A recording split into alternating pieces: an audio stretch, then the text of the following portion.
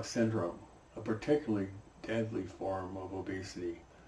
It associates with an accelerated form of heart disease and stroke risk.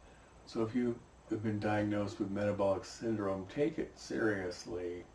You'll never recover from metabolic syndrome if you fall for the common superficial descriptor of telling you, oh, you have insulin resistance, the mystery causality implication that condemns you to symptom control medicine for the rest of your life, your shortened life.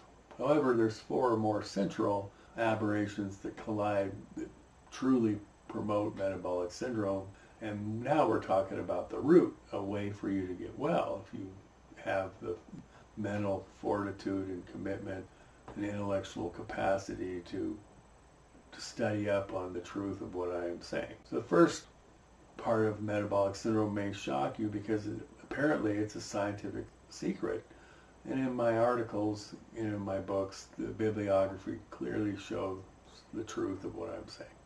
But this first secret hormone is 93% of the insulin of your body, and it's, I don't know why there's not even a cursory mention, discussion, anything.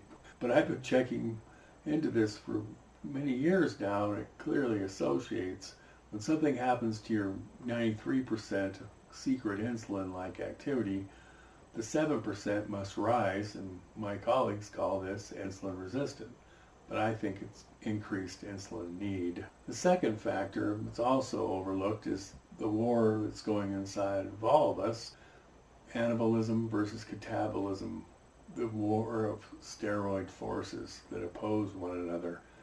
In the case of anabolism, there's a powerful contributory role in metabolic syndrome that I go into more deeply in my articles and books, but suffice it to say for now, it's powerfully contributory. The second component segues nicely into the third overlooked cause of metabolic syndrome, and that is if you have this diagnosis, almost completely for sure you have excessive adrenal secretion for the hormone cortisol. Not all the way to Cushing's disease or syndrome, but moving well into that direction. And what this means is you're making sugar without even eating sugar, and you're a carryover for a desired soldier who could survive combat. But today's stress is mostly first world problems. There's not much combat going on, so your body is forced to secrete insulin again and again throughout your day to mitigate the rise in your blood sugar that's caused by your robust adrenal secretion.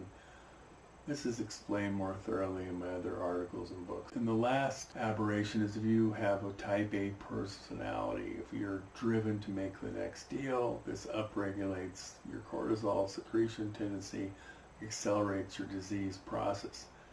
All of these can be fixed. Thank you.